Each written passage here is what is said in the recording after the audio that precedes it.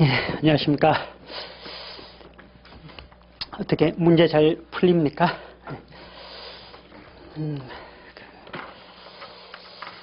아직 어떻게 채점표가 바로 나오나요? 아니면 조금 있다 나오나요? 잘 모르시나요? 아, 채점표 나와 있나요? 보자.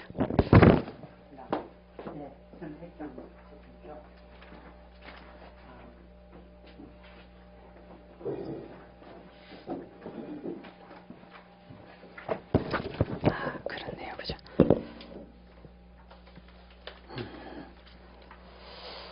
이 선택형은 이게 문제가 그렇잖아요. 지문 5개 다 알아도 풀리는 경우가 있고 5개 중 하나만 알아도 맞출 수도 있고, 그죠? 그래서 다 아셔가지고 푸시면 더 좋고, 아니면 뭐 일부만 맞추어도 되고. 그래서 조금 문제가 있는, 좀 많이 틀렸거나 문제가 있는, 아니면 중요하다고 생각하는 것 정도만 말씀을 드리고, 아무래도 헌법은 다른 과목과 좀 달라가지고 사례형 답안 쓰기가 조금 불편하죠. 이게 사례형 중심으로 그렇게 한번 보도록 하겠습니다. 일단 선택형 문제 중에서는 좀 3번은 뭐가 잘못되었길래 이게 정답률이 이렇게 답이 잘못되었나요? 3번 한번 가봅시다. 3번 선택형 3번에 일단 3번에 1번처럼 위헌법률심판, 선택형 문제든 사례형 문제든 어쨌든 시험 문제에서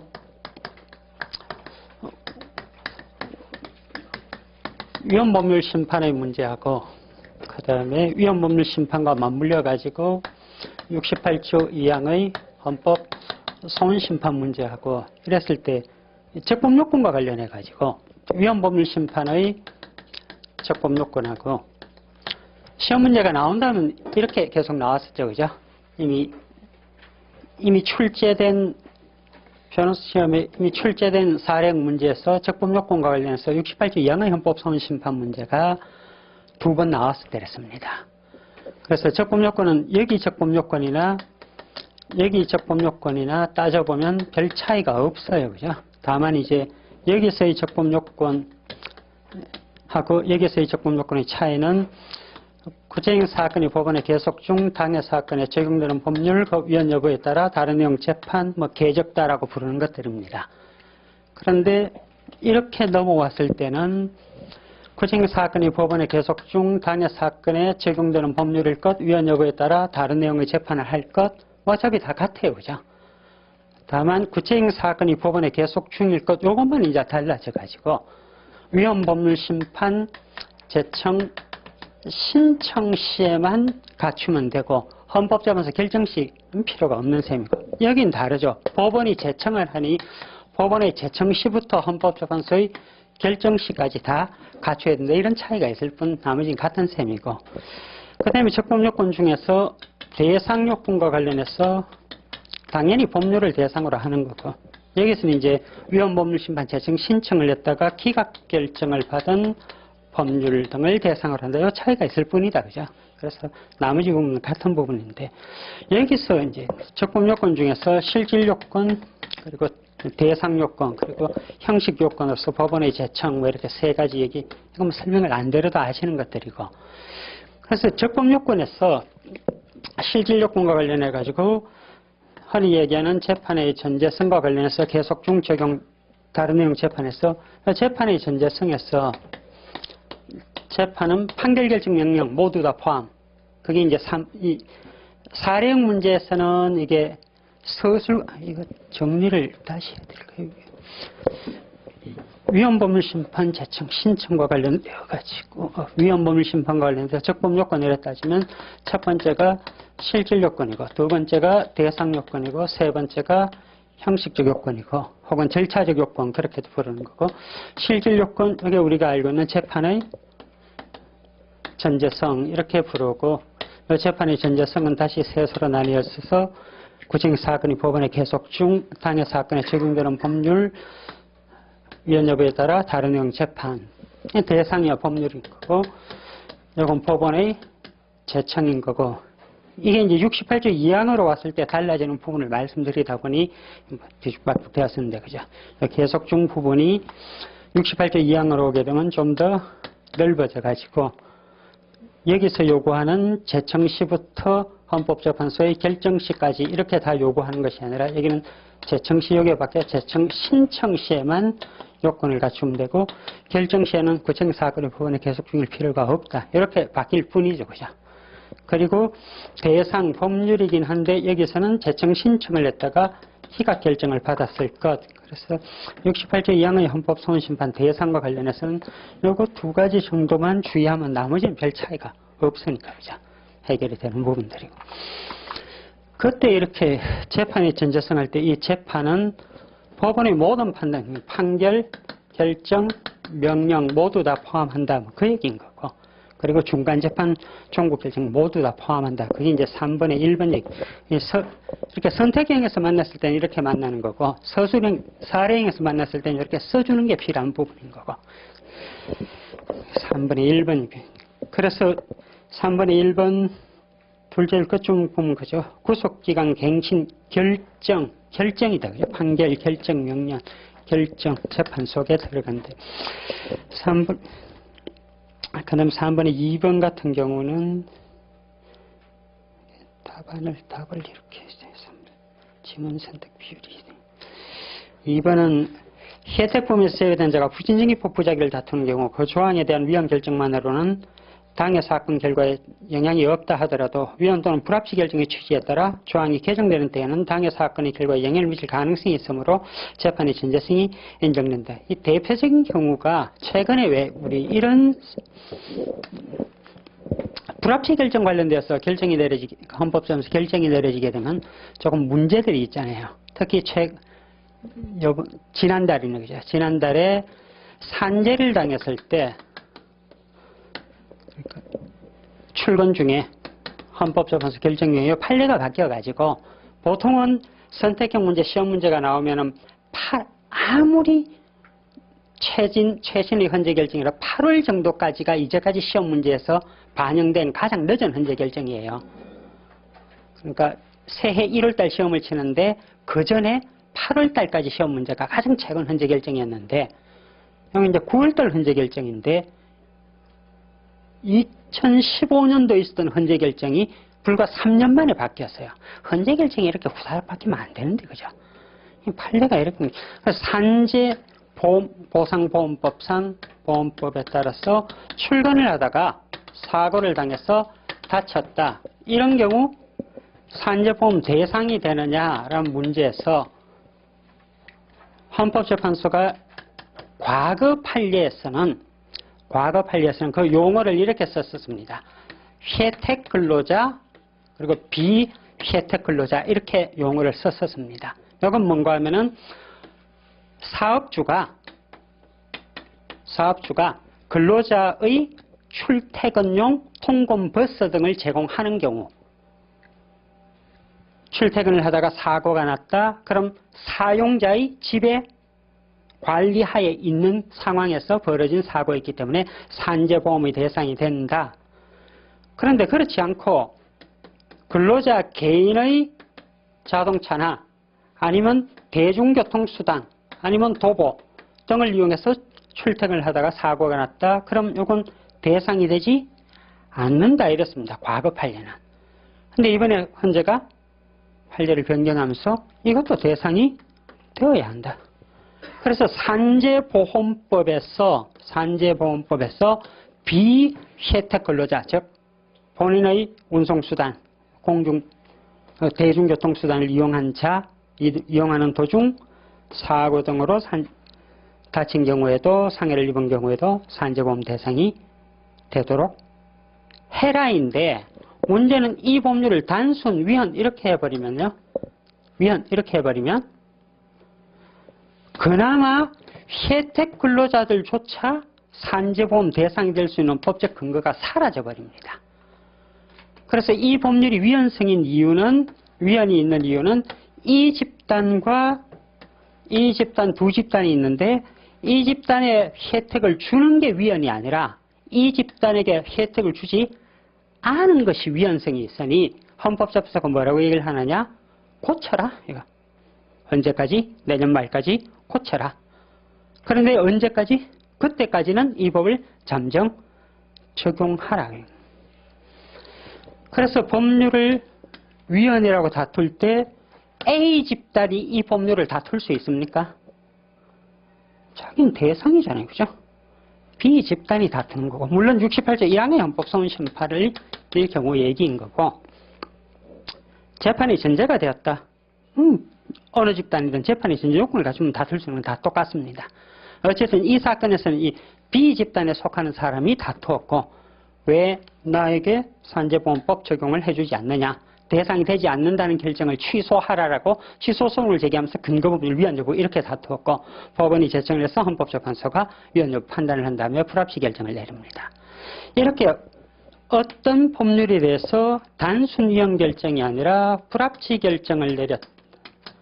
아니면 뭐 단순 위헌 결정을 내렸다. 그 뒤에 법이 개정되었다고 한번 해봅시다. 개정 산재보험법이 만들어졌다. 그래서 만약에 개정법에 의해서 B 집단에게도 법이 뭐라고 이 헌법재판소가 위헌 결정을 내렸거나 불합치 결정을 내린 시점은 이 시점이고 법이 개정된 시점은 이 시점인데 개정을 하면서 뭐라고 할 수 있다. 과거 비혜택 근로자에 대해서도 이 법을 소급 적용한다. 이렇게 할 수 있다 그 말입니다. 즉 법이 만들어졌는데 A 집단과 달리 B 집단을 배제하고 있는 이 법률은 법이 없는 게 아니고 있는 법인데 잘 못 만들어진 거죠. 이런 걸 말해요. 부진정입법 부작위. 그래서 법이 아예 없다. 진정입법 부작위라면은 이런 절차를 통해 다툴 수가 없습니다. 그죠? 41조 1항 위헌법률 심판이나 68조 2항 위헌소원 심판을 통해 다툴 수 없죠. 그죠? 이건 법이 있어야 당해 사건에 적용되는 법률, 당해 사건에 적용되는 법률 위헌 여부를 다투는 절차이기 때문에, 그래서 진정입법 부작위는 68조 1항의 헌법소원 심판에서 공권력 불행사 이렇게 다투어야 되는 거고, 그럼 결국 41조 1항이나 68조 2항에서 다투게 되는 법의 하자는 부진정입법 부작위. 그래서 부진정입법 부작위에 대한 판단에서 헌재가 혹시 위헌이나 불합치 결정을 내려가지고 개정법에 따라서 혜택이 범주 속에 들어갈 수 있다라면 다른 내용 재판을 하는 경우에 해당하기 때문에 재판의 진성 인정하겠다. 그게 3번의 2번 설문입니다. 3번 양벌 규정에 면책 조항을 추가하는 형식으로 이루어진 법률이 개정되었은 개정법 시행 전의 범죄 행위에 대해서는 종종 규정에 따른다는 취지의 추국 규정 이런 게 없다 그죠? 경과 규정을 두지 않은 경우 개정 전 양벌 규정에 대한 헌법소원 심판 청구는 재판의 진정성이 인정되지 않는다. 당해 사건에 적용될 일이 없죠. 쉽게 얘기하면 국법이 있고 신법이 있는데 신법에선 이렇게 되어 있다. 즉 양벌 규정에서 제외될 수 있는 과실 등 이거 왜 종업원 등이 잘못한 경우 법 위반을 한 경우 그 사용자 혹은 법인에 대해서도 동일하게 처벌하는 양벌 규정에서 헌법재판소가 위헌성이 있다고 판단하잖아요. 그죠? 그래서 법이 개정이 되어가지고 이 양벌 규정에서 법인이나 사용자 등에 대해서 어떤 경우 과실 등이 있는 경우는 책임을 지도록 하라. 무조건 양벌 양쪽을 다 처벌하는 규정 위헌성이 있다. 이렇게 얘기를 했고 법이 훨씬 유리하게 개정이 되었습니다.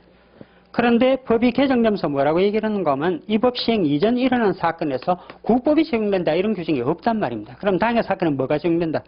신법이 적용된다. 신법이 적용되니 국법은 당해 사건에 적용될 일이 없으니 재판의 진정성이 인정될 일 없다. 지금 그 얘기입니다. 3번 얘기입니다. 4번. 재판의 진정성은 법원에 의한 법률의 위헌 심판 제청 당시는 물론 헌재의 결정 시점에도 충족되어야 된다. 여기 이제 위헌 법률 심판 사건이고 68조 2항은 다르죠. 그죠? 68조 2항 위헌 소원 사건은 다르고 5번 수소법원뿐만 아니라 집행법원 다 법원입니다. 재청 권한이 있고 비송 사건 담당 법관 요건 개인이 곧 뭐가 된다. 법원이 되죠. 그죠? 즉 단독 판사의 경우에는 혼자가 꼭 법원이 되는 거고, 헌법 107조 3항과 행정심판법 등의 근거를 두고 설치되어 행정심판을 담당하는 각종 행정심판기관, 이거는 법원이 아니죠. 행정심판기관입니다. 행정기관이 제청권을 가질 수는 없다. 법원이 제청을 하죠. 저 제청권은 누가 가지느냐? 법원이 제청권입니다. 그래서 3번은 그렇게 되었고, 그 다음 나머지는 쭉 가가지고 또 4번은 그렇고, 5번은 뭘 많이 하셨나요? 5번은 1번, 5번 이렇게 많이 선택을 하셨네요. 가번, 5번은 없음. 일관성이 없는데. 답은 2번인데 5번의 답은 1번과 5번을 많이 하셨다. 이러면 해설을 뭘 해야 됩니까? 그냥 한번 봅시다. 5번의 가업은 성인대상 성범죄로 형을 선고받아 확정된 자는 그 형 집행을 종료한 날부터 10년 동안 의료기관을 개설하거나 기관에 취업할 수 없도록 한 아동 청소년 선고에 관한 법률 부분이 당해 사건인 성폭력 범죄에 대한 형사재판의 전제성이 될 수가 없다.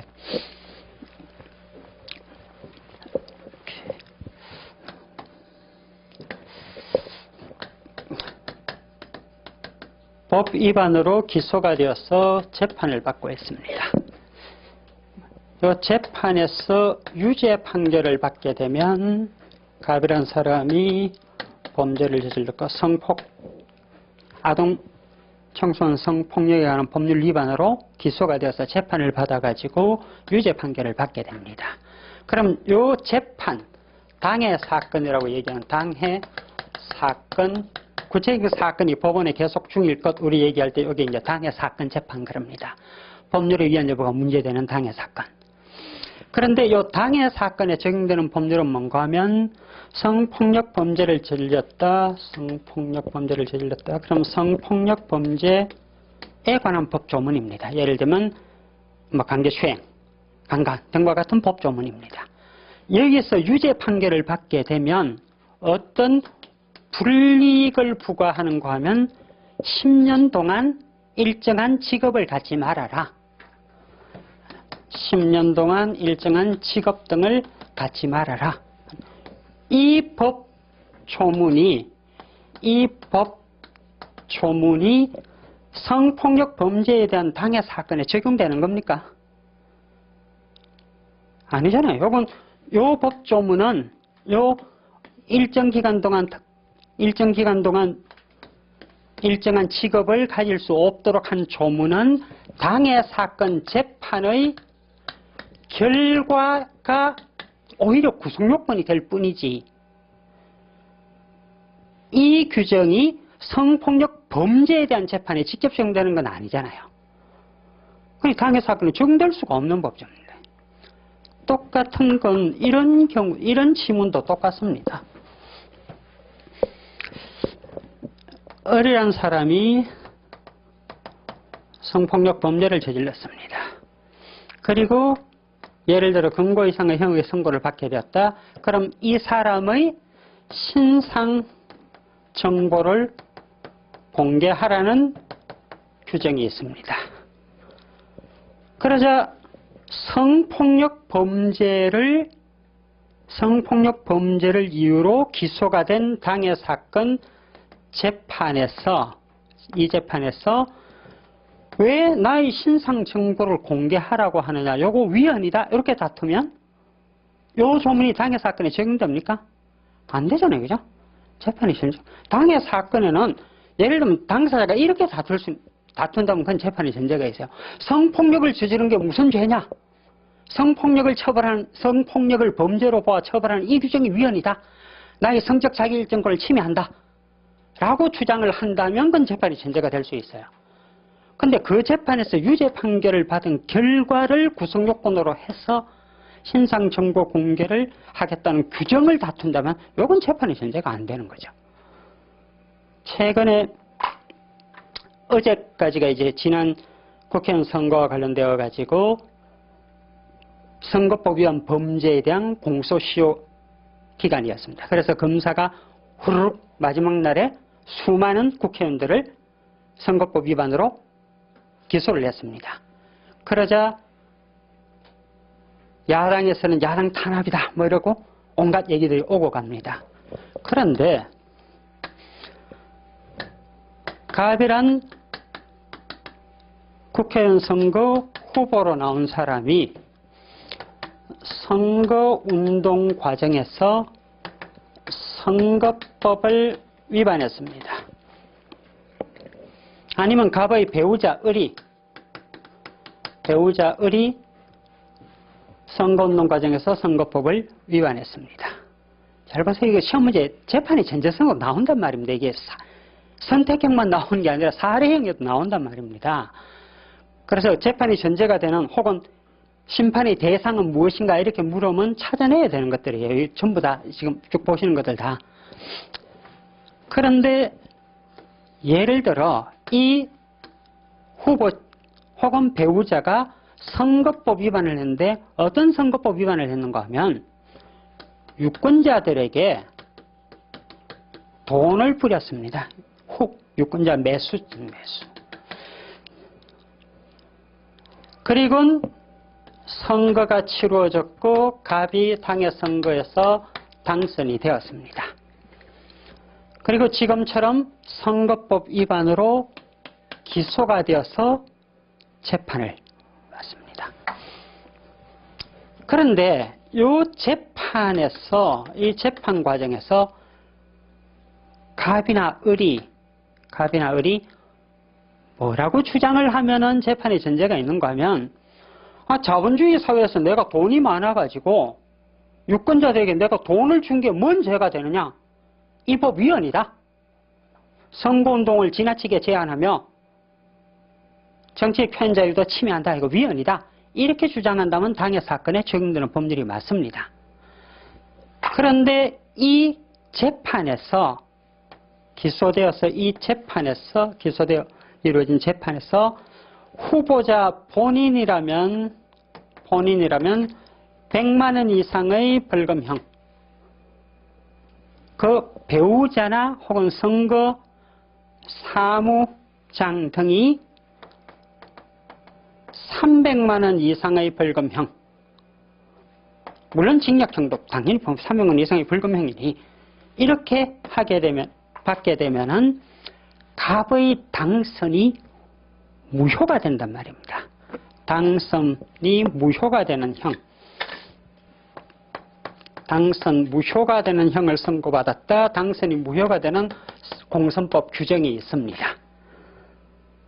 그러자 이 재판 과정에서 선거법 위반, 선거운동법 위반, 이 재판 과정에서 왜 당선이 무효로 되느냐? 이거 위헌 이렇게 다투면 재판이 전제가 됩니까? 앞에서 될 수가 없어요. 그죠? 당해 사건에 적용되는 법률이 아닙니다. 이 당선을 무효로 하는 규정은 무엇에 불과하다? 당해 사건에 대한 재판의 결과가 구속요건이 될 뿐입니다. 구속요건. 이 재판에 이 법조문이 적용되고 위헌 여부에 따라 다른 내용 재판을 하는 게 아니라 당해 재판의 결과가 오히려 이 법조문의 구속요건에 해당할 뿐이지 재판이 전제가 될 수는 없습니다. 당해 사건이 적용될 일은 없습니다. 다 똑같은 것들입니다. 지금 다 그죠? 그 다음에 2번, 나번. 재청법원이 재심 개시 결정 없이 형사처벌의 근거조항에 대하여 위헌법률 심판 재청을 한 경우 그 형사처벌 근거조항은 재판의 진정성이 인정되지 아니한다. 재심.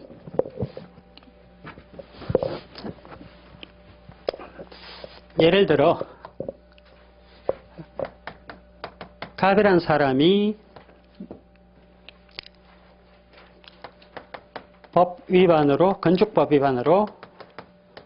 건축법 위반으로 기소가 되어서 재판을 받았고 여기서 유죄 판결을 받았습니다. 그래서 당사자가 억울하다. 내 건물 위에 있는, 실제로는 이게 대통령령이 정하는 용도 변경 행위는 건축으로 봐 허가를 받아야 되는데 허가를 받지 않고 용도 변경을 했다는 이유로 무허가 건축이 되어가지고 건축법 위반으로 재판을 받아 벌금형을 받은 사건입니다. 그래서 나 재심 청구할래? 재심을 청구했습니다. 그러면은 재심 청구가 있게 되면 일단 뭐부터 따져야 되는가 하면 재심 청구 자체가 적법한지 여부를 따지고, 즉 재심 사유에 해당하는지, 형법상 형사소송법상 재심 사유에 해당하는지, 아니면 헌법재판소법 47조 3항에 따라 관계되는 법률 규정 위헌 결정이 내려져 가지고 형법 규정에 대한 위헌 결정이 내려져 당사자가 재심을 청구할 수 있는 경우에 해당하는지, 아니면 68조 2항의 헌법소원 심판 과정을 거쳐서 당해 법률에 대해 위헌 결정이 내려져서 헌재법 75조 7항에 따라 재심을 청구할 수 있는 경우에 해당하는지, 그 사유에 해당하는지 적법한지 여부를 검토하고, 여기에 적법하면 그 다음 어디를 넘어갑니까? 본안사건에 대한 심판을 합니다. 본안사건에 대한 심판을 합니다. 그러면은 재판의 전제가 되려면 일단 뭐부터 돼야 되는 거면 요 재심 청구가 적법해야 되죠. 그죠? 재심 청구. 다시 와서 재판의 전제성에서 첫 번째, 두 번째, 세 번째. 구체적인 사건이 법원에 계속 중, 요 계속은 당연히 적법한 소송이 법원에 계속 중이죠. 부적법하다면 더 따질 것도 없습니다. 마찬가지로 재심 청구가 적법한지 여부에 대한 판단이 없었다. 아니면 재심 청구를 인용하는 결정이 없었다. 그러면 적법한 재심 개시 결정이 없으니, 재심 개시 결정이 없다는 것은 적법한 소송이 법원에 계속 중이지 않다 그 말입니다. 그러니 적법한 소송이 법원에 계속 중이지 않으니 그 뒤 다른 요건은 따질 것도 없는 거죠. 재판의 전성 당연히 인정되지 아니한다.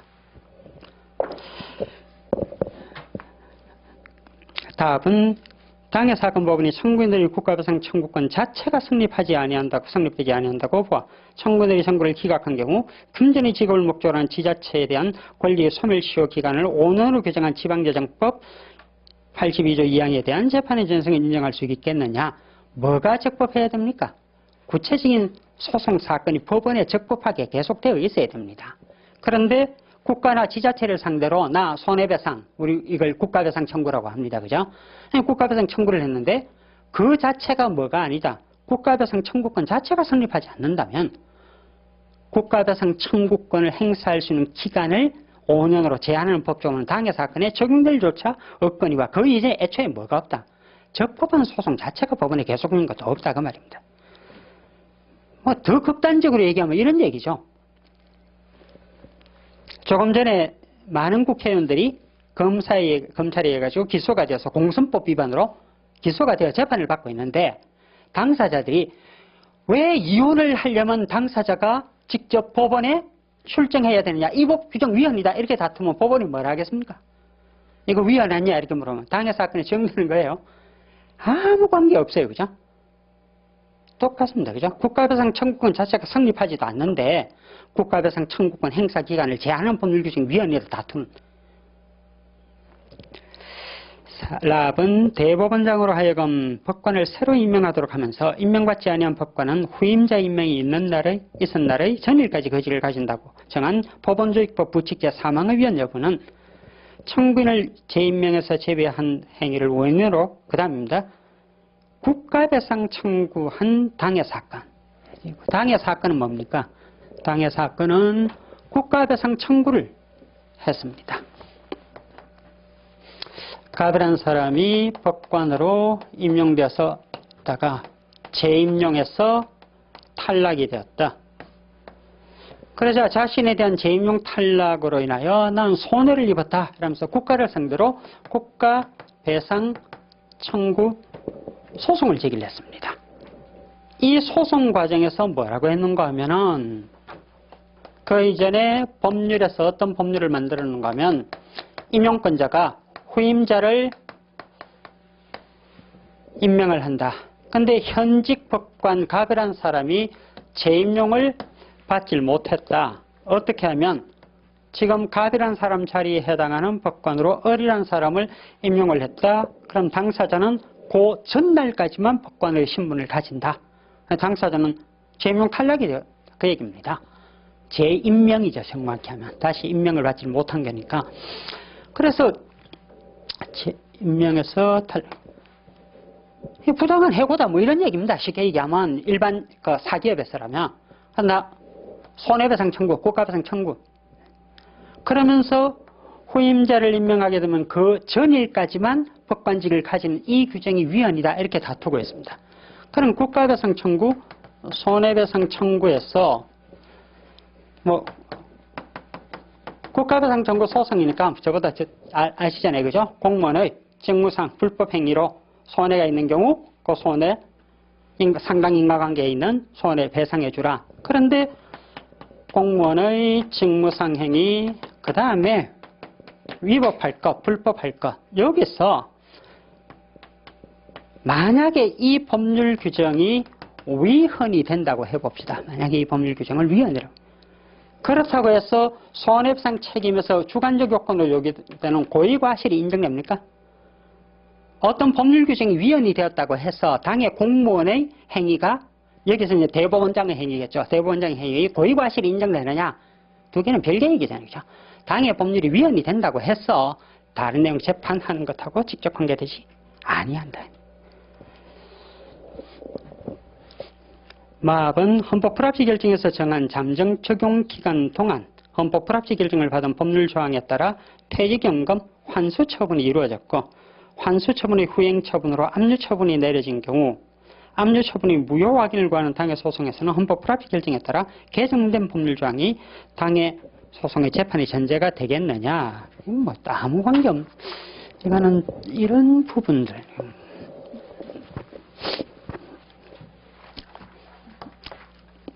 공무원 제도 가게 되면 만나게 될 법 조문 중 하나이기도 하고 진정 소급 입법과 관련된 이 헌재 결정에서 구경을 하기도 하고 그렇습니다. 공무원연금법이 있었고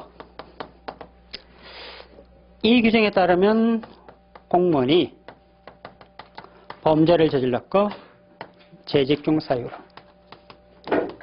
문제를 저질렀고 이로 인하여 금고 이상의 형을 선고받았다. 이러면은 일단 첫째, 이 사람은 당연 퇴직. 이 규정에 대해서 헌법재판소에 다투고 헌법재판소는 뭐라 합니까? 합헌 나오죠, 그죠? 합헌 그럽니다.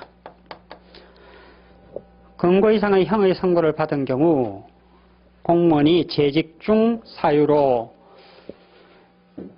범죄를 저질렀고 그 범죄에 대해서 금고 이상의 형의 선고를 받은 경우 당연 퇴직, 합헌. 두 번째, 당연 퇴직하게 되었으니 퇴직금이 문제가 됩니다. 퇴직금. 퇴직금인데 퇴직 일시금으로 받을 수도 있고 20년 이상 근무한 경우는 퇴직연금으로 받을 수도 있습니다. 물론 20년 이상이 안 되면 일시금으로 받을 수밖에 없는 거고 그런데 이 퇴직금, 퇴직연금을 감액하죠. 그죠? 어떻게 하느냐? 자기 부담금, 자기 기여금, 자기 전체 퇴직금 중 반은 자기 기여금이고 나머지 반은 국가나 지자체의 부담금입니다. 그래서 요거는 지급을 안 합니다. 감액을 해버립니다. 그러자 요 감액하는 규정 위헌이다 이렇게 다투었습니다. 요거 위헌하냐 이렇게 다투었고 그러자 헌법재판소가 이거 지나친 제약이다. 재직 중 저지른 범죄 중에는 어떤 범죄도 있을 수 있다. 직무와 무관한 범죄도 있을 수 있는데 이걸 전부 감액하는 것은 지나치다. 그래서 헌법재판소가 뭐라고 얘기를 하는가 하면 이 법률 규정에 대해서 헌법 불합치 결정을 내립니다. 불합치 결정을 내리면서 언제까지 고쳐라 이렇게 2008년 12월 31일까지 고쳐라 이렇게 얘기를 합니다. 그래서 2008년 12월 31일까지 개정해라. 그때까지는 적용해라. 잠정 적용하라 그래. 자, 그럼 잠정 적용 기간 동안은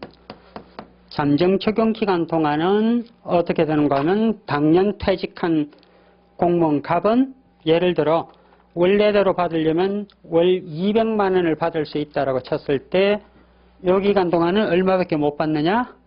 100밖에 못 받는다 이 말이다. 그죠? 이미 200만 원을 받아가고 있었다. 왜? 유죄 확정 판결이 있기 전까지는 당사자가 퇴직을 먼저 했다 해보시죠. 당사자가 먼저 퇴직하고 기소가 돼 재판받아서 유죄 확정 판결을 받아서 퇴직을 이때 하고 기소가 되자 퇴직을 먼저 했고 나중에 유죄 확정 판결이 이 시점에 이루어졌다. 그러면은 이 기간 동안은 계속 뭡니까? 200만 원 받아왔겠죠, 그죠? 200만 원 받아왔. 그래서 유죄 판결이 확정되자 이제는 100만 원만 지급을 했다는 거고, 그럼 이 기간 동안 건 어떻게 해야 됩니까? 환수 조치를 할 거 아니에요, 그죠? 환수 조치를 할 거예요. 그래서 헌법재판소가 실제로 이 법률을 나중에 고치는 시점은 2009년 12월 31일 가서 이걸 고칩니다. 2007년 12월 31일까지 고치라고 했는데, 어느 경우든 똑같습니다. 그죠? 헌재 이직적 결정이든. 그래서 이때 법을 개정을 하게 됩니다. 그러면은 헌법 불합치 결정을 내려서 잠정 적용, 이때까지 잠정 적용을 명했으면은 요 기간 동안은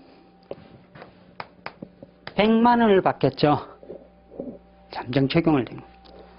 요 기간 오면요 200만 원 받을 거 아니에요, 그죠? 잠정 적용 기간이 끝나버렸으니까 적용할 법이 없는 거고 없으니 다 주어야 되는 거고 200만 원. 다시 법이 개정이 되었고 개정된 법에 따르면 일정한 과실로 인한 경우 두 가지를 빼고는 여전히 감액을 합니다. 상사의 정당한 직무이행 명령에 따르다가 과실로 인한 경우, 직무와 무관한 과실로 인한 경우, 이렇게 과실로 인한 경우만 예외 두 가지를 두고 이때는 감액하지 않습니다. 그 이외에는 여전히 금고 이상의 형을 선고받으면 당연히 감액을 하고 있습니다. 이 규정에 대해서 다시 다퉜더니 이건 헌재가 다시 합헌 그렇게 판단을 했습니다. 세 가지 헌재 결정 차례대로 알아놓으시면 되는 거예요. 그죠? 당연 퇴직하는 규정, 금고 이상의 형의 선고를 받아 당연 퇴직하는 규정, 합헌. 당연 퇴직한 경우 재직 중 사유로 금고 이상의 형을 선고받은 경우 퇴직금을 삭감하도록 한 조치에 대해서는 헌법 불합치 결정. 이후 개정된 법에 대해서 과실로 인한 경우 두 가지를 빼고선 여전히 삭감하도록 한 것에 대해서는 헌재가 다시 합헌 결정을 내린 부분입니다. 이 사건에서 개정법하고 이 기간 동안 당사자가 받아갔던 돈을 환수시키는 것하고는 아무 관계없죠. 이건 뭡니까? 헌법재판소가 잠정 적용 헌법 불합치 결정을 내린 법을 적용한 거고 잠정 적용하는 헌법재판소 결정의 기속력에 따른 판단입니다. 이 법은 이 법 시행 이후 적용될 뿐인 거고, 그러니 이미 이루어졌던 퇴직금액 초과 지급된 액수를 환수하는 조치와 관련된 법은 여전히 눈을 시퍼렇게 뜨고 살아있는 법을 적용한 부분입니다. 그러니 개정법은 이 사건하고는 아무 관계없으니 재판에서가 될 리 없다 그 얘기입니다. 5번의 마번 얘기입니다. 그 다음에 나머지 것들은 쭉 그럭저럭 괜찮고 그죠? 쭉 가셔가지고 9번은 뭡니까? 9번 가기 전에 7번에 한번 가보시죠. 9번 가기 7번은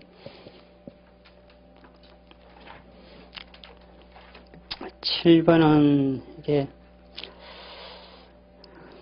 7번의 니엄번 같은 경우 헌법재판소부 68조 2항 후문의 당해 사건의 소송 절차에서는 대법원에 파기환송되기 전후의 소송 절차가 모두 포함된다고 보기는 어렵다 되어 있는데 68조 2항의 헌법소원심판에서 당해 사건의 소송 절차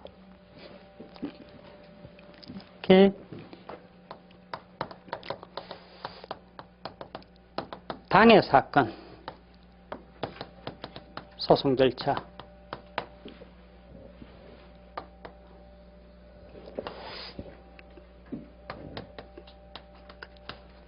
가파이라는 사람이 법원에서 다투고 있습니다. 물론 당해 사건에 적용되는 법률 규정이 있고 비법률이라고 해봅시다. 그런데 이게 이제 1심 갑해소 2심에 가서 갑승소 이렇게 판결이 내려집니다. 그런데 1심에서 갑해소 이랬었고 항소심에서 갑이 당해 사건에 적용되는 법률에 대해서 위헌법률심판 제청 신청을 했었더랬습니다. 그러자 항소심 법원이 하나는 갑에 대한 승소 판결을 내리면서 두 번째 위헌제청 신청에 대해서는 기각결정을 내립니다. 당연히 이 항소심 재판에 대해서 A가 상고를 했고 상고를 했고 그러자 대법원에서 파기환송을 시킵니다.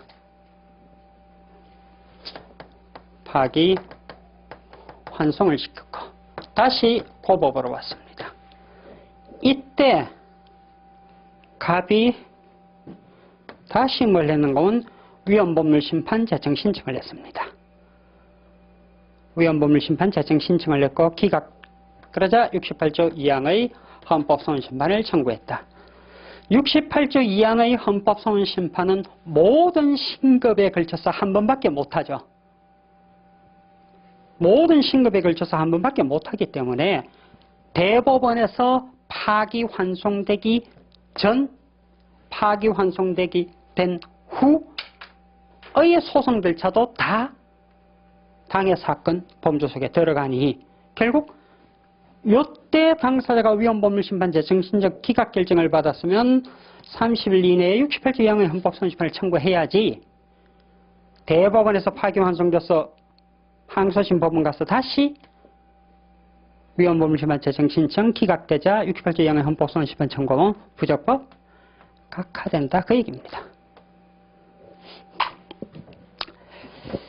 그게 7번의 니은번입니다. 나머지는 하시면 됩니다. 그 다음에 넘어가셔가지고 그 다음은 뭐 9번이 정답률이 좀 떨어지긴 하지만 이건 뭐 아마 그냥 3번 때문일 뿐이에요. 그죠? 산액 결정은 피청구인 9번에 죄송합니다. 9번에 답을 4번을 9번에 2번을 지문을 내면서 이거 아마 선택 많이 하실 거다. 창설할 수 있다. 법령의 규정이 없다면 헌법재판소 소송 절차에 관해서는 성질에 맞는 절차를 스스로 창설할 수 있다. 그렇게 얘기합니다. 법이 있는데 어긋나게 할 수는 없지만 법이 없다면 재판은 그렇잖아요. 그죠? 법이 없다고 법원이 재판을 거부할 수 없잖아요. 그 다음에 9번에 4번은 정당해상 결정에 대해서는 재심을 허용하지 않으면서 얻을 수 있는 법적 안정성 이익보다 재심을 허용해서 얻을 수 있는 구체적 타당성이 훨씬 크기 때문에 재심 절차가 허용된다는 것과 재심 청구를 하면 인용해 준다는 것은 별개 얘기죠. 그래서 통진당이 우리에 대한 해상 결정 억울하다 재심을 청구했는데 기각 이렇게 되었습니다. 그 사건에서 나온 결정입니다. 그 다음에 나머지는 10번, 11번이고 12번은 왜 이렇게 많이 들렸습니까? 12번은 1번, 2번을 일단 12번의 1번처럼 국회의원의 심의 표결권은 일신 전속적 권한입니다. 그냥 사망을 해버렸다, 퇴직을 해버렸다 이렇게 되면 더 이상 자기 권한이 아닙니다. 그래서 승계되어 진행될 수가 없는 것들입니다. 아마 그러다 보니 다른 걸 찾으신 것 같고 4번, 12번의 4번 한번 보시죠. 결론 정도는 봐놓으셔야 되는 부분. 의외로 2번을 훨씬 많이 하시는데 교육감이 해당 지자체를 상대로 청구한 권한쟁의 심판은 부적법하다. 교육감이 우리가 알고 있는 권한쟁의 심판 적법요건은 모르겠네요.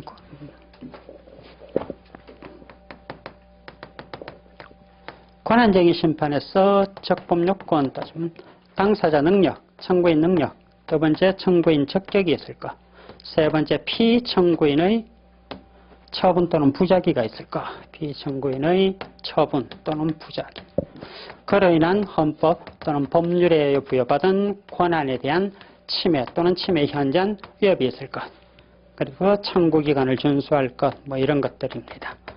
청구기간 준수. 그래서 당사자 능력, 헌법 111조랑 4호에서 뭐라고 적고 있습니까? 국가기관 상호간, 국가기관과 지자체, 지자체 상호간.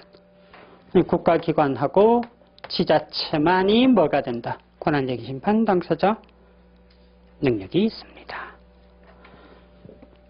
그런데 국가기관에 대해서는 헌법에서 법률에 위임한 게 없습니다. 그래서 국가기관의 범위에 대해서는 헌법 해석을 통해서 그 범위를 확정하고 있고 헌법재판소가 헌법에 설치된 기관이 있고 헌법과 법률에 부여받은 권한이 있을 것, 그들 사이 분쟁을 해결할 적절한 수단 방법이 없을 것, 이 세 가지를 가지고 인정을 해내고 있습니다. 근데 지자체는 다르죠, 그죠? 헌법 117조에서 뭐라고 하고 있다? 지자체 종류는 법률을 정한다고 위임을 하고 있고, 헌법에서 지방자치법으로 위임을 하고 있고, 지방자치법에 가면 지자체 종류를 딱 법률로 정해놨습니다. 그래서 광역지자체인 시도, 기초지자체인 구시군, 거의 다예요, 그죠? 교육감은 들어가질 않습니다. 이것하고 저것하고 헷갈리면 안 됩니다. 지방의회에서 의결한 조례, 공포권자. 근데 지방의회에서 의결한 조례의 내용이 교육학계에 관한 부분이다라고 했을 때 그 공포권자가 지자체장이 아니고 교육감이라는 거고. 그럼 만약에 당의 조례가 흔히 얘기하는 처분적 조례의 성격성을 가지고 있다. 그럼 처분성을 가지니 소송 제기해서 법원에 소송을 제기해서 다툴 수 있고, 경기도 상색초등학교 등일분교 사건, 등일분교 폐지조례 사건이잖아요. 그때 피고는 교육감이죠, 그죠? 그래서 교육감이, 그리고 교육학계에 관한 부분에서는 교육감이 권한쟁의 심판, 지자체장과 관련해서 인정이 될 수 있는 부분들이 있지만, 그거는 여기서는 이제 지자체를 상대로 청구할 수 있느냐? 없대. 그래서 지금 그 12번에 2번 그 해설 부분에서 너무 그 해설 부분 한번 가보시죠. 해설 부분에 적혀 있는 부분 중 글자를 가가지고 해설 부분 둘째를 거쳐보시면, 지방교육자체에 관한 법률은 교육감을 시도의 교육학계에 관한 사무의 집행기관으로 규정하고 있으므로 교육감과 해당 지자체 상호 간의 권한쟁의 심판은 서로 상이한 권리주체 간의 권한쟁의 심판으로 볼 수가 없고, 같은 기관 내부, 이것하고 저거하고는 다르죠. 국가기관 얘기를 하면서 이 국가기관 얘기할 때는 국회 내에서 국회의장, 국회의원 이렇게는 권한쟁의 심판 청구가 가능해요, 그죠? 근데 지자체 와가지고 지방의회하고 지자체장하고 이렇게 권한쟁의 심판 청구 안 되잖아요, 그죠? 마찬가지로 상이한 국가기관 상호간, 이게 아니라 한 기관 내에, 한 지자체 내에 기관들에 불과하다. 교육감도 마찬가지인 거고. 그래서 교육감도 마찬가지고. 지자체라는 법인, 공법인 내에 있는 상형 기관이 아니라는 동일한 기관들. 그 다음에 뭐 국가기관의 종류돼 있고 거기 셋째줄 한번 보시면 이제 셋째를 지자체의 경우 그 종류를 법률로 정하도록 규정하고 있으므로 헌법 117조항 지방자치법은 지자체의 종류를 특별시, 광역시 등등하고 자치구, 시군, 광역지자체, 기초지자체 그리고 다섯째를 중간 지방자치법은 헌법 위임을 받아 지자체의 종류를 규정하고 있으므로 지자체 상원의 권한쟁의 심판을 규정하는 헌재법 68조 62조 1항 3호를 예식으로 해석할 필요성 및 법적 근거가 없다. 따라서 그 다음에 시도의 교육 학예에 관한 집행기관인 교육관과 해당 지자체 사이의 내부적 분쟁이기 때문에 권한쟁의 심판 인정될 수가 없다. 그 다음에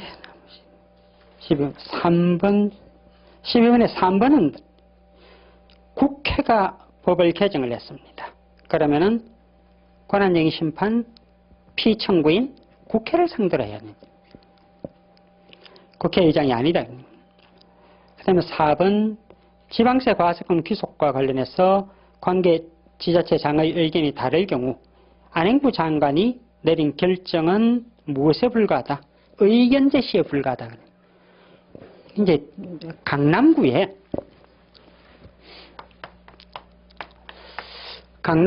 A 회사가 자동차 리스 회사를 차렸어요. 리스 회사를 차렸고, 그리고 인천시 남동구에 가가지고 지점을 차렸습니다. 그리고 자동차 등록은 다 여기서 한 거예요. 자동차 등록은 여기서 하고, 영업은 강남구에. 그래서 서울시에서 뭐라고 얘기를 하는가 하면, 이거는 실질적인 회사가 여기다. 그러니 지방세 과세권은 우리에게 있다. 이렇게 과세 처분을 합니다. 남동구는 여기에 지점이 있고 지점에서 자동차 등록을 했으니 세금 우리가 부과하겠다. 다툼이 생겼습니다. 그러자 안행부 장관을 찾아가가지고 안전행정부 장관에 지금은 행자부죠. 행자부를 찾아가가지고 행정자치부 찾아가가지고 판단을 좀 해달라 이랬더니 행자부에서 어쨌건 지점이 있고 등록을 한 곳이 이곳이니, 근데 실제로 가면 페이퍼 컴퍼니예요. 실제로는 여기에서 세금을 부과하는 것이 타당하다 이렇게 판단을 내립니다. 그래서 서울시가 안행부 장관을 상대로 우리 지방자치단체의 과세권을 침해한다면 권한쟁의 심판을 청구하자 헌재가 안행부 장관의 결정은 뭐에 불과하다? 의견 제시에 불과하다. 이 법 관련된 법 규정 아무리 뒤져봐도 장관의 판단에 따르도록 강행하는 규정도 없고 아무것도 없더라 그런 얘기입니다. 그 다음에 5번이야. 교육학예에 관한 시도의 의결사항에 대해서 특별시 교육감이 제의요구를 했다가 처리한 것이 교육부 장관의 제의요구 요청 권한을 침해하는 것이 아니다. 이거는 그 행정법에서 지방자치단체에 대한 통제 부분에서 이렇게 만나는 거 있잖아요. 지방의회에서 의결을 냈고, 지방의회의 의결에 대해서 지자체장에게 이행을 해달라고 송했는데 지자체장이 거부권을 행사할 수 있습니다. 그런데 만약에 지자체장이 제2요구권을 행사하지 않고 있다. 그러면은 누가? 주무부 장관이 예를 들어 이 의결 내용이 일정한 건설과 관련되어 있다. 아니면 바다 매립 등과 관련되어 있다. 도로 등과 관련되어 있다. 건교부 장관이든 아니면 해양수산부 장관이든 그 업무와 관련된 주무부 장관이 제2요구 요청, 즉 지시를 할 수가 있습니다. 근데 요구 지자체장이 가지는 제2요구권하고 즉 거부권하고 주무부 장관이 가지는 제2요구 요청권, 지시권하고는 두 개 별개 권한. 그래서 예를 들어 지자체장이 제2요구를 했다가 제2요구를 철회를 했다. 라고 해서 주무부 장관의 지자체장에 대한 제2요구 지시권, 이 권한이 침해될 일이 있느냐? 없다. 양자는 전혀 별개이다. 서울시에서 마련한 교육학예에 관한 조례 문제입니다. 그래서 서울특별시 의회 의결에 대해서 당시 교육감이 잠시 업무가 정지되어 있던 상태에 있고 부교육감이 거부권을 행사했다가 다시 교육감이 자리를 돌아와가지고 거부권 행사한 것을 철회를 합니다. 근데 이미 기간이 뭐가 지나버렸다. 제2요구권을 행사할 수 있는 기간이 20일이 지난, 지시권도 그 기간 내에 행사해야 되잖아요. 그죠? 그래서 그 뒤에 제2요구 지시를 냈는데 따르지 않자 권한쟁의 심판을 청구했고 헌법재판소 뭐가 관계없다. 중후부 장관의 권한 침해 가능성조차 없다. 그런 얘기입니다. 12번. 그 다음에 나머지는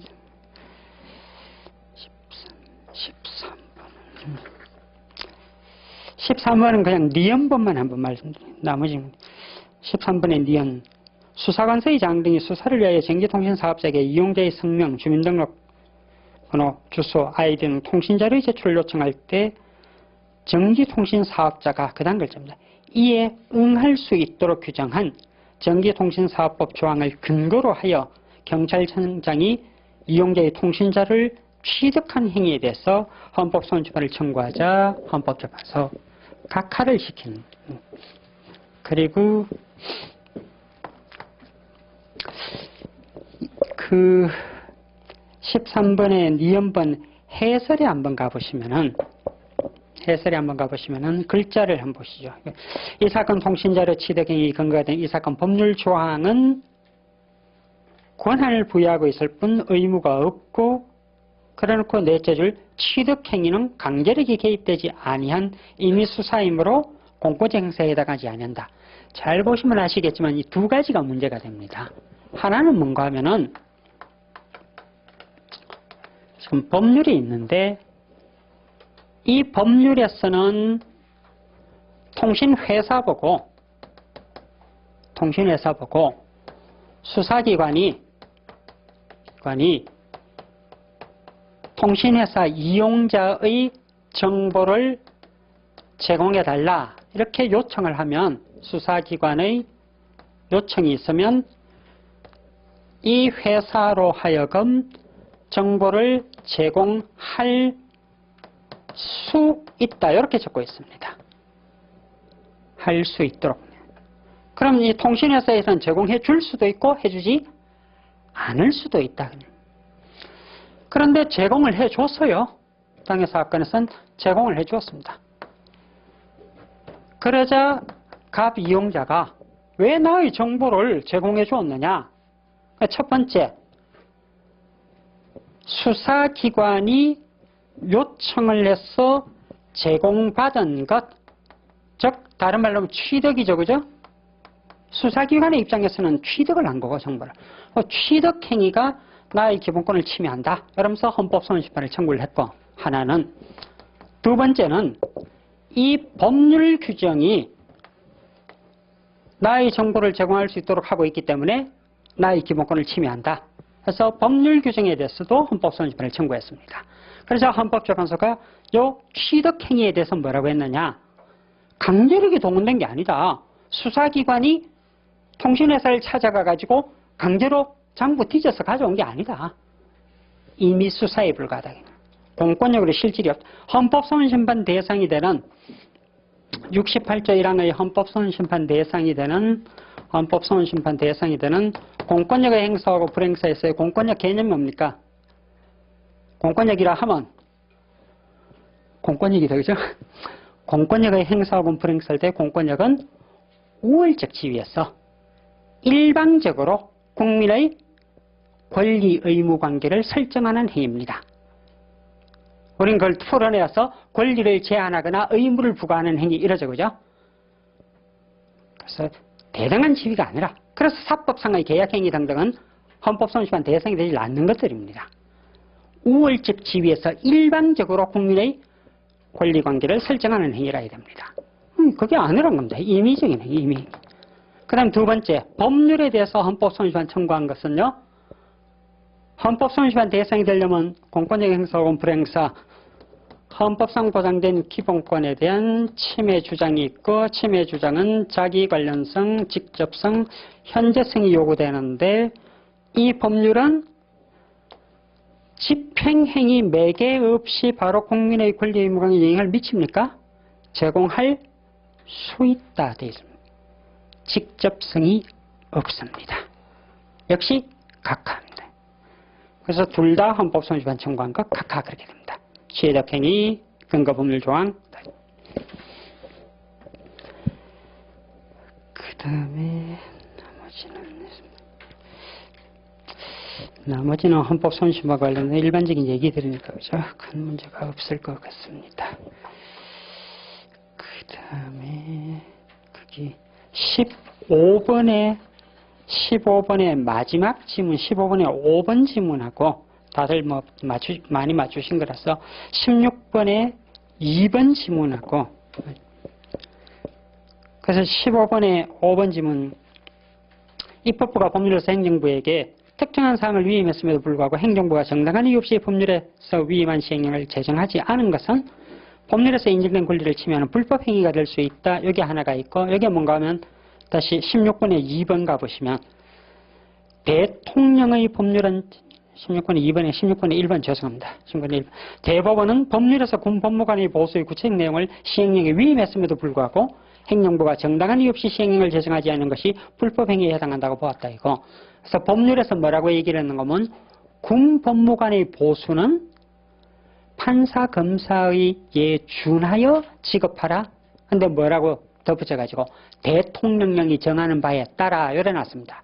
근데 대통령령이 수십 년 동안 제정되지 않자 입법 부작위 헌법소원 심판을 청구를 했고 그러자 헌법재판소가 공권력의 행사 혹은 불행사 중에서 공권력 불행사 부분을 다투었고 공권력 불행사에 대해서 헌법재판소가 위헌이라는 건 몇 개 없다 그죠? 그 중에서 입법 부작위에 대해서 위헌 5개 내렸고 그 중에 대통령령 제정을 하지 아니한 입법 부작위 그리고 군 법무관 보수에 관한 군 법무관 보수 관련 입법 부작위 대통령령을 제정하니 입법 부작위에 대해서 헌재가 위헌 결정을 내립니다. 이것과 별개로 당사자들은 뭐라고 다투었느냐 하나는 입법 부작위 헌법소원 심판 이렇게 해서 헌법재판소가 다투었고 또 하나는요 법원에 가가지고 이러한 대통령령이 제정되지 않아서 우리가 그동안 월급을 제대로 못 받았다. 그래서 손해배상 청구 소송을 제기를 했고 그래서 대법원이 뭐라고 했다? 불법행위에 해당한다. 그랬습니다. 불법행위에 해당한다. 그런 다음에 손해배상 해주라고 액수까지 정해줍니다. 물론 그 액수가 마음에 안 든다고 다시 다툽니다만 그 정도면 충분하다 그랬습니다. 그 다음에 나머지 것들은 다 설명을 별도로 안 드려도 해설 부분으로 충분히 될 것들입니다. 거기까지 보시고 20번 문제만 한번 봅시다. 20번. 네. 19번의 리얼번 한번 보시죠. 19번의 리얼번 한번 보시면 교원의 노동조합은 고용노동부 장관의 시정 요구에 따라 30일 이내에 스스로 휴업사유를 시정하지 않으면 법의 노조 통보를 받게 돼. 이 시정 요구에 대하여는 별도의 불법 절차가 존재합니다. 그래서 법의 노조 통보 처분 취소 청구 소송 이렇게 아시는 거 정교조 사건입니다. 정교조의 노조원 자격과 관련해서 교원노동조합의 자격은 현직 교사라야만 됩니다. 그런데 정교조에 어떤 사람들이 조합원으로 들어가 있는 거면 해직 교사가 들어 있습니다. 수십만 중에 몇 사람인데 어쨌건 자격이 없는 사람이다. 그런 다음에 뭐라고 얘기를 했는가 하면 정교조 보고 이들을 빨리 제대시켜라. 회원에서 탈퇴시켜라. 만약에 탈퇴시키지 않는다면 정교조를 법 외 노조로 정하겠다. 이렇게 되면 법상의 노조와 달리 보호를 받지 못합니다. 노조가 아닌 거예요. 그래서 노조 사무실부터 시작해서 국가로부터 받을 수 있는 수많은 지원들이 전부 사라지게 됩니다. 아시듯이 정교조 사무실 다 폐쇄하고 나가라고 하고 있잖아요. 그죠? 안 나가자 단전 단수하고 문 잠그고 뭐 못질하고 하고 있잖아요. 지금. 그래서 법의 노조 통보를 받게 되자 법의 노조 통보에 대해서는 행정처분이 있기 때문에 행정소송의 대상이 됩니다. 만약에 이에 대해서 헌법소원심판을 청구하면 부적법 각하입니다. 그럼 행정소송을 제기한 다음에 이 과정에서 근거법률위원 이렇게 된 헌법재판소 이거 합헌이라고 해주죠. 그죠? 헌법재판소 합헌 이렇게 판단을 했습니다. 즉 현직 교사만이 교원노조원 자격이 되도록 한 규정에 대해서 헌법재판소 합헌 이렇게 결정을 내립니다. 그 다음에 20번 가가지고 20번에 3번 설문 때문입니다. 이건 20번에 3번 법률이 공포된 후 비로소 법률에 해당하는 사유가 발생하여 기본권이 침해되는 경우 헌법소원시원 청구인 기산점이 되는 기본권 침해의 사유가 발생한 날이란 해당 법률이 청구인의 기본권을 명백히 구체적으로 현실 침해하였거나 그 침해가 확실히 예상되는 등 되어 있습니다. 68조 1항의 헌법소원심판 청구의 적법 요건을 따져보면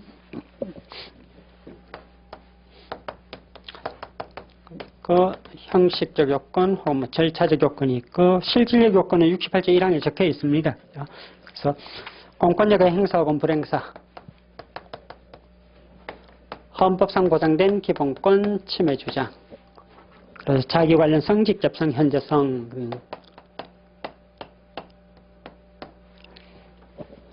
그리고 세 번째 보충성, 원칙과 예외 네 번째 권리보호 이익 형식적 요건으로서 변호사 강제주의, 청구기관의 준수 뭐 이런 얘기들을 합니다. 근데 여기서 현재성 요건 현재성 요건을 얘기를 할 때는 물론 현재 침해가 일어날 것이 원칙인데 예외로서 뭘 인정합니까? 침해가 충분히 예상되는 시점에서 현재성 요건을 인정합니다. 이걸 우리가 상황성숙 이론 그럽니다. 상황성숙 이론. 그런데 이와 달리 청구기간의 준수 이랬을 때 청구기간의 기산점은 현실 침해 시만이지 예상되는 시점 이렇게는 인정하지 않죠. 그죠? 만약에 청구기간의 기산점도 이렇게 인정을 해버리면 어떤 일이 생기는가 하면 이런 일이 생깁니다. 마음이 삐뚤니 이게 자꾸 마음이 줄도 삐뚤니 A 법률이 공포가 되었습니다. 공포와 시행이 이렇게 떨어져서요. 유예기간을 둡니다. 근데 만약에 공포를 예를 들어 2015년 3월 1일 공포를 냈고 시행을 2016년 9월 1일부터 시행한다고 해봅시다. 1년 6개월 후부터 시행을 한다. 그러면은 요 하얀색 빗금 친 기간 동안은 법이 아직 시행되지 않았습니다. 그러니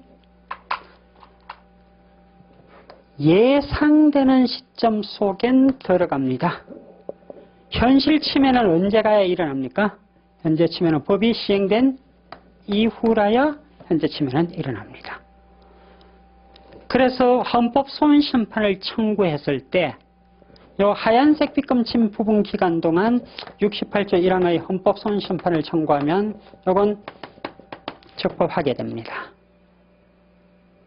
적법합니다. 현재성 요건 충족입니다. 청구기간을 얘기를 하면 청구기간은 아직 기산조차 되질 않습니다.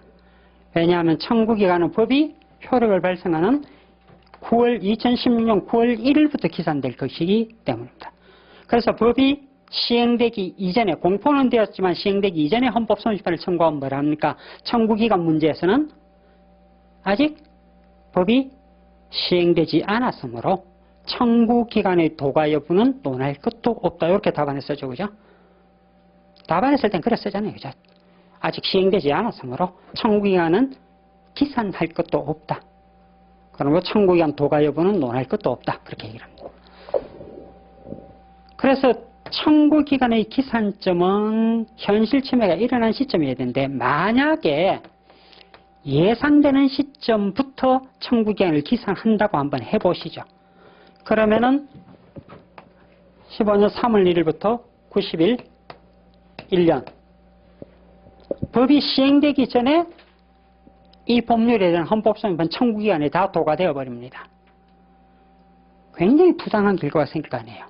그래서 헌법재판소가 과거에는 이렇게 같이 넣었다가 이 부분은 청구기간 기산점에는 적용하지 아니한다. 현재성 요건에만 적용한다. 그렇게 판단을 한 부분입니다.